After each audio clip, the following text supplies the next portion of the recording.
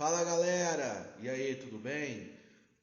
Meninos, a gente vai dar sequência ao nosso capítulo 5 da frente 2, né? E o capítulo, na verdade, ele fala sobre vários assuntos, né? Vários temas da Idade Moderna, né? Então, que é o Antigo Regime, inclusive, que é o título do capítulo. A gente trabalhou na aula passada as reformas religiosas. Hoje a gente vai trabalhar o mercantilismo, tá? O absolutismo e as revoluções inglesas. Os impérios coloniais da Idade Moderna eu vou trabalhar na próxima aula com vocês, tá bom? Então, se você está com o livro aí acompanhando, né? Viu que eu pulei um assunto, mas porque eu acho que linearmente falando faz mais sentido a gente trabalhar mercantilismo e absolutismo uma vez só do que dar uma pausa aí, falar do colonialismo e ir para o absolutismo, né? Porque mercantilismo e absolutismo são praticamente irmãos gêmeos, né? Andam de mãos dadas. Mas enfim, eu fiz essa modificação, fiquem atentos para vocês não terem nenhum tipo de problema aí, né? Na hora de acompanhar no material, tá? Bom, na verdade, o que nós estamos trabalhando é a Idade Moderna. São vários aspectos da Idade Moderna que nós iniciamos, né, nessa chamada Frente 2. Então, basicamente, a gente vai trabalhar toda a Idade Moderna, né, nesse material aí. A Idade Moderna é uma idade de transição, apesar do nome, né, que inspira modernidade, mudança, mas na verdade você vai observar e você vai acabar percebendo que a Idade Moderna ela apresenta tanto elementos do mundo do universo medieval, como por exemplo o misticismo religioso, né? O poder régio inquestionável, né? Que é o absolutismo, a organização social que lembra muito a organização social medieval, mas com novas perspectivas. Aí você vê a questão, né, do renascimento, humanismo e iluminismo na Idade Moderna, revolução científica, né, novos parâmetros de organização produtiva, revolução industrial acontece na Idade Moderna. Então é um momento de transição, o famoso NEM, né? Nem é medieval, nem é Idade Contemporânea. É uma fase de transição, inclusive uma fase temporalmente falando curta, né? 2 séculos e meio aproximadamente, lembrando aí, né? Na verdade 3 séculos, né? Mais ou menos 3 séculos e meio, fiz a conta errada aqui. Professor de história fazendo conta é horrível, né? Se você observar que ela começa em meados do século XV e se encerra no final do século XVIII, né? Então é um período rápido na nossa história, comparando aí com os períodos anteriores, obviamente, né? Bom, o que é o Antigo Regime? Piadinha de historiador. É uma dieta que saiu de moda? Né? Pelo amor de Deus, não é isso, não tem nada a ver, né? O Antigo Regime é o nome que nós historiadores, na verdade essa nomenclatura é uma nomenclatura, gente, antes de eu continuar o vídeo, se vocês escutaram os barulhos estranhos, eu até falei isso aqui no outro vídeo para outra turma que eu gravei hoje, eu tô tendo uma obra, eu ia falar um palavrão aqui, mas tá tendo 2 obras aqui lá da minha casa, 2 lados, né? Do lado, na lateral e no fundo, estão construindo casas, então assim, é britadeira, é serra, o dia inteiro, né? Então é um horário que eu tenho para gravar os vídeos, né? Eu não tenho estúdio de gravação, eu tenho um computador aqui, um equipamento, a câmera, né? Mas não tenho um estúdio de gravação, então algumas vezes a acústica não fica muito boa. Mas isso não vai atrapalhar a gente não, tá? Eu só fico avisando. Se tiver aí um barulho insano, não acho que o mundo está acabando, algo nesse sentido. Vamos voltar. A questão do Antigo Regime, esse nome, essa nomenclatura, inclusive, ela foi criada pelos iluministas, né? Para tipificar um modelo de organização social, econômica e política construído, baseado em 3 pilares centrais. Quais são esses pilares? No ramo da política, você tem o absolutismo monárquico, nós vamos falar sobre ele, as características, os idealizadores, a manifestação do absolutismo na prática, tanto na França como na Inglaterra. Nós temos o viés econômico, que é o mercantilismo, e o viés social, que é a sociedade estamental ou sociedade de 3 ordens, né? Ou 3 estados, né? Enfim, as nomenclaturas podem ser utilizadas.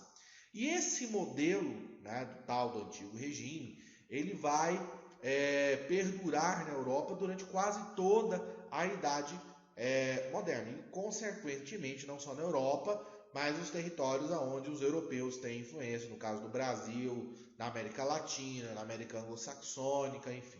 Tá bom? Então eu gosto de explicar esse conceito, porque às vezes o professor de história chega na sala, vamos lá, hoje vamos trabalhar antigo regime, viu? Sociedade. O que é antigo regime? Da onde veio essa nomenclatura, né? Como esse conceito ele vai ser estabelecido? Então é bom a gente saber isso, tá? Bom, primeiramente, como eu já disse, a questão da Idade Moderna ser um momento de transição, né? A gente tem aí inovações, humanismo, renascimento, né? O rompimento com algumas tradições medievais, porém ainda no século XVI, no século XVII, XVIII, você ainda tem uma presença muito forte dos valores medievais, principalmente no imaginário coletivo da sociedade. A questão do misticismo, a influência da igreja, da religiosidade ainda é muito forte, é muito latente na vida das pessoas, tá? Bom, a sociedade, a gente vai falar primeiro da sociedade do Antigo Regime, a sociedade dos 3 estados ou das 3 ordens, né?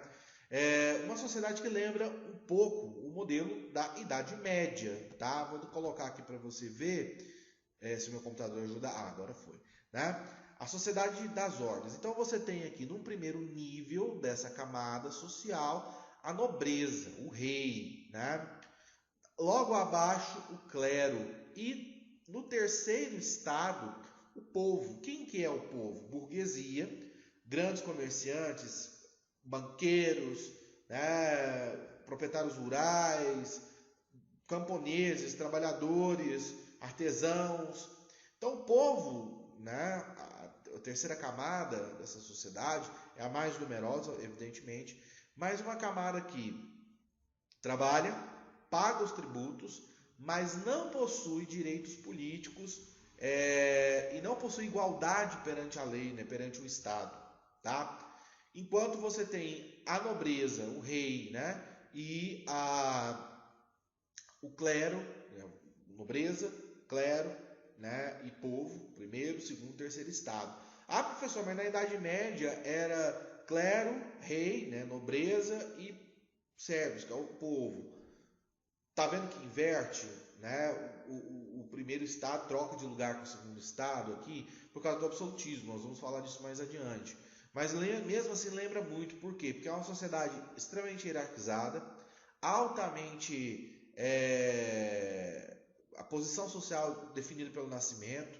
O sujeito não tem a possibilidade de ascensão social, é muito limitada, né? Então, a mobilidade diminuída, hierarquização, mobilidade social diminuída, e é um modelo de sociedade extremamente desigual, né? Assim como o modelo medieval. Então, se você analisar, mudou algumas coisas, mudou o rearranjo, mas as características continuam a mesma. E esse modelo legitimado pela igreja e pela tradição, né? Pela cultura. Outra coisa que eu chamo a atenção de vocês é a questão em relação à nobreza. Que tipo de nobreza está se estabelecendo aqui na Europa durante a Idade Moderna? É a nobreza cavaleiresca, típica do universo medieval? Não, é uma nobreza cortesã, a nobreza parasitária, né? Aquela que vive de pensões do Estado. Opa, perdoe, me bati aqui na câmera. A gente vai trabalhar o absolutismo francês, eu vou falar um pouco da corte de Versalhes, mas o que é a corte de Versalhes? Um bando de nobres que vivem num palácio sustentado pelo governo, né? E é a base, né, a aristocracia, vai formar a aristocracia dos estados modernos. Os ministros, né, os funcionários, os comandantes dos exércitos vão ter linhagem nobre, uma nova nobreza, um novo modelo de nobreza, tudo bem?